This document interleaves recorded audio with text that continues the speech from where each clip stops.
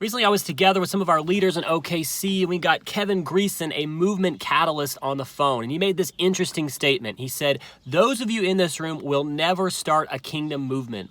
Now, he had some good reasons for this, and I want to dig into why it is that the kingdom flows through relationship and what our particular role is in that process. And that is coming up. Hey guys, my name's Mark. Please subscribe to our channel so you get this content right there in your inbox and you don't miss a video. So every week we gather for a leaders huddle, and during this leaders huddle time, we do a variety of things, including prayer for one another, including peer coaching, where we coach one another as we are going after multiplying disciples, and we just get in each other's lives. And one of the things that we do is we dig into case studies on movements and discipleship so that we can grow and learn from what others have done.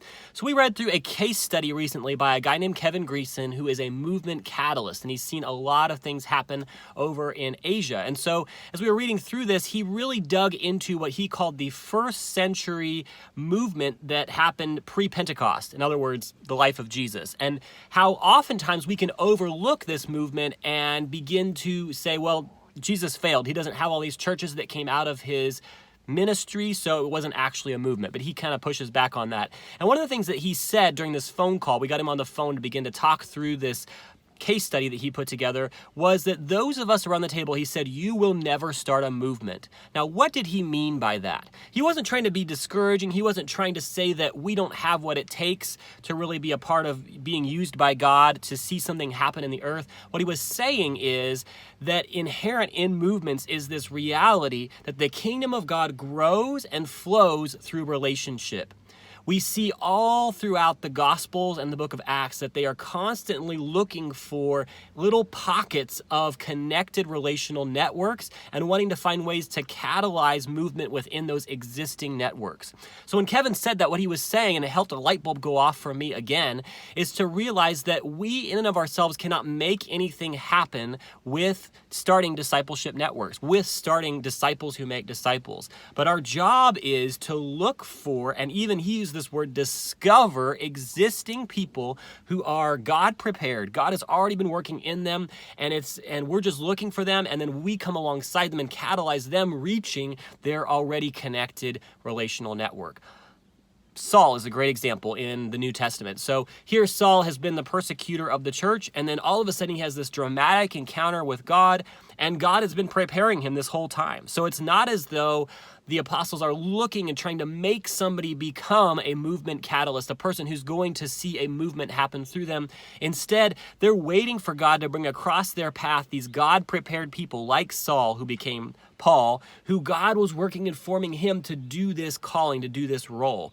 And so I think oftentimes we can get in this kind of mentality where we're going to try to take somebody who is, using that parable of the soils from Mark chapter 4, who is not a fourth soil person, who's not somebody who's got a responsive heart, who's going to put into practice and obey and be faithful with the things that we share with them. And we try to make them become a faithful person. We try to make them become somebody who's going to be teachable in their life. But the reality is God is preparing hearts out there, like the Sauls. And our job is, instead of trying to form somebody into be that, is to discover that person.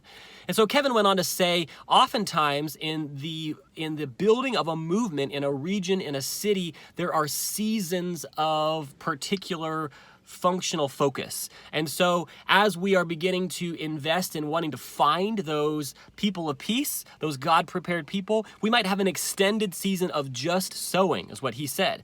And that really kind of caused me to start to rethink things, because I begin to think of, when I run across somebody, I want to stop and I want to spend a bunch of time with them. And that's good. We should find ways to make space for the people that we come across. But his point being that we might need to have an extended time of sowing, the way that Jesus did. He's constantly moving to new areas within Galilee because he is trying to find those few people, and he ends up with 120 in the upper room who are going to be the catalyst for a movement that's going to extend to the whole world. So Jesus understood this, that he needed to just keep going, keep sowing, because he was looking for those God-prepared people that would be all around the whole region if he would just keep going and discover them, rather than trying to cause disciples who came to him. And he had crowds come to him, but rather than trying to form those into into being the movement leaders, he was finding them in the harvest as he continued to sow the seed and look and look and look until they emerged from within the harvest. So I thought that was a really helpful insight, and I hope that's helpful for you. And